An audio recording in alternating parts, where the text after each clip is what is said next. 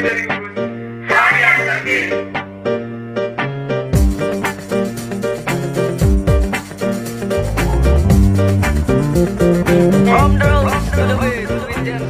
Om Swastiastu. Assalamualaikum warahmatullahi wabarakatuh. Shalom, namo buddhaya, salam sejahtera untuk kita semua.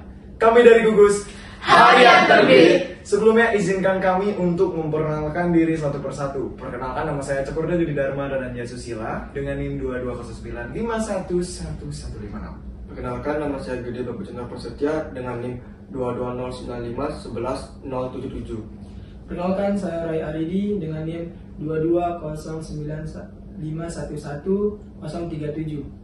Perkenalkan, nama saya Muhammad Fadli dengan NIM 2209511061. Perkenalkan, nama saya Dewa Ayu Diahmani Rakarna dengan NIM 2209511083. Perkenalkan, saya Dian Kristi dengan NIM 2209511124. Perkenalkan, nama saya Nikomeng Adani Tlaga dengan NIM 2209511150. Perkenalkan, nama saya Nima Dirani Widyasari dengan NIM 2209511102. Perkenalkan, saya Femila Triamatami dengan NIM 2209511071. Perkenalkan, saya Alimatul Zaidah dengan NIM 2209511116. Assalamualaikum warahmatullahi wabarakatuh. Perkenalkan, nama saya Iwayan Sevia Sanusi dengan NIM 2209511129. Hai semua. Di sini saya akan menjelaskan tema-tema kita dan judul yang kita buat di majalah dinding yang kita buat. Nah, di hidup kita memiliki dua tragedi besar. Yang pertama, kita tidak mendapatkan apa yang kita inginkan, dan yang kedua, orang lain yang mendapatkannya. Nah, itu merupakan perkataan dari Oscar Wilde. Nah, hari ini kita ingin mencoba untuk mendapatkan apa yang kalian inginkan bersama kami, Gugus Harian Terbit. Nah, di sini kami mengangkat tema satwa endemik Indonesia.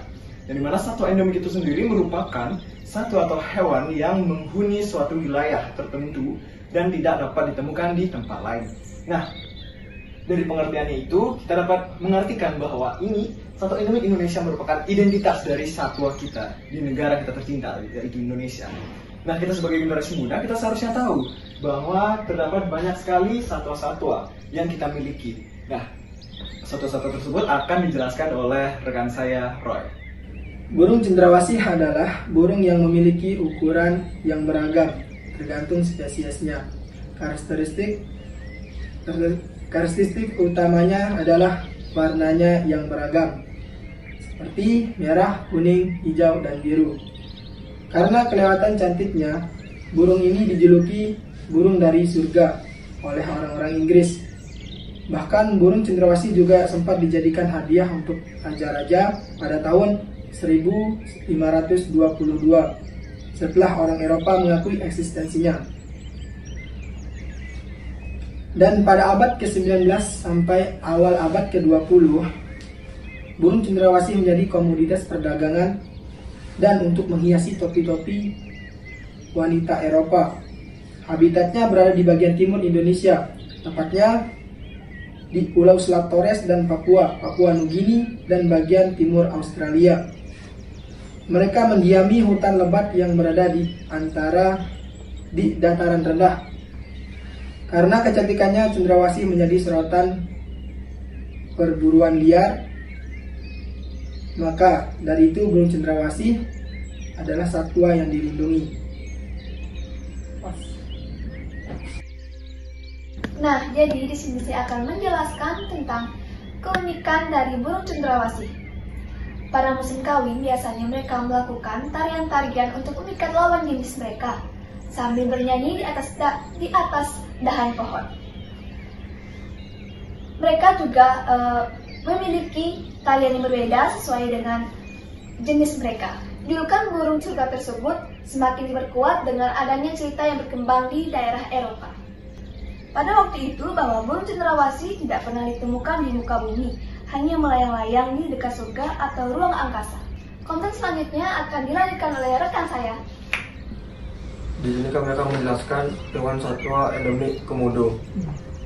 Komodo merupakan hewan yang sering kita temui.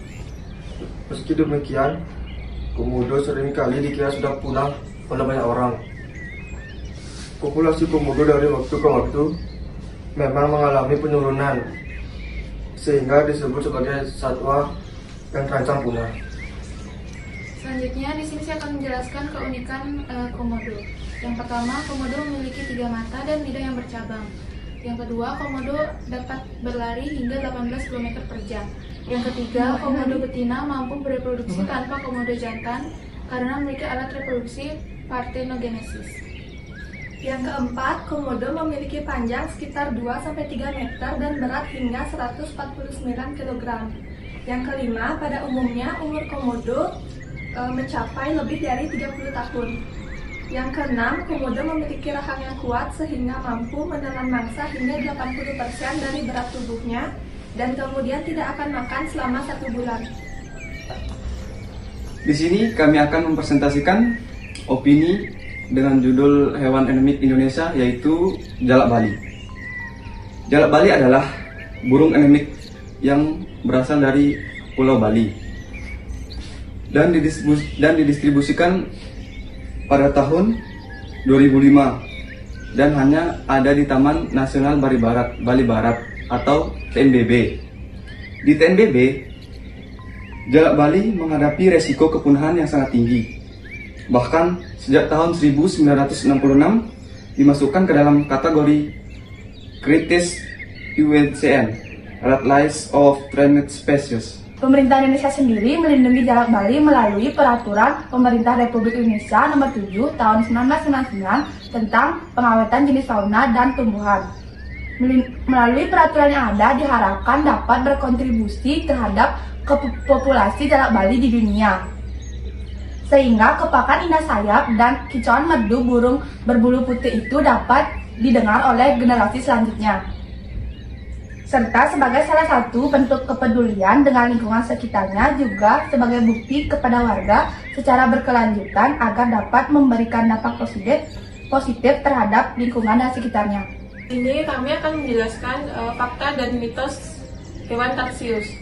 Mitos hewan tarsius yaitu tarsius dikenal sebagai monyet hantu karena tarsius adalah hewan nokturnal yang memiliki mata yang besar dan berkilauan dan akan bergerak-gerak ketika terkena cahaya dari pemburu, dan dia akan melompat dengan cepat tanpa awalan.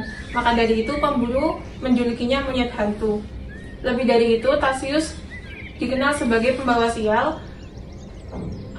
dan maka dari itu tarsius dibunuh secara sia-sia karena dianggap sebagai pembawa sial. Fakta hewan tarsius. Yang pertama, tarsius merupakan hewan endemik Indonesia dengan spesies terbanyak terdapat di Pulau-Pulau Sulawesi.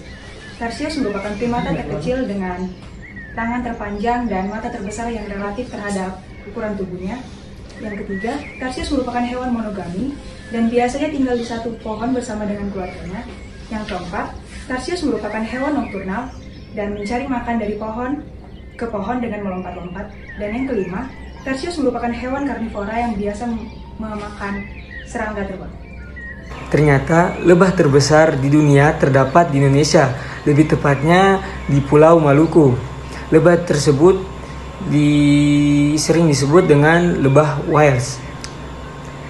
Lebah Wales ini memiliki besar sebesar jempol orang dewasa. Kemudian secara fisik yang betinanya memiliki rahang yang besar dan warna hitam. Lebah ini berukuran 4 kali lebih besar daripada lebah madu dan juga memiliki lebar sayap 6 cm. Lebah ini ditemukan oleh seorang peneliti yang bernama Alfred Russel Wallace di Pulau Bacan, Kabupaten Maluku pada tahun 1858 hingga lebah itu hilang sampai ditemukan kembali lagi pada tahun 2019. Sekian dari presentasi dari kelompok kami. Mohon maaf jika ada kesalahan kata, baik disengaja maupun tidak disengaja. Akhir kata kami tutup dengan Parama Santi. Om Santi Santi Santi Om. Wassalamualaikum warahmatullahi wabarakatuh. Salam sejahtera untuk kita semua. Shalom dan budaya. Dadah. Viva Veteriner Indonesia. Viva Veteriner Indonesia.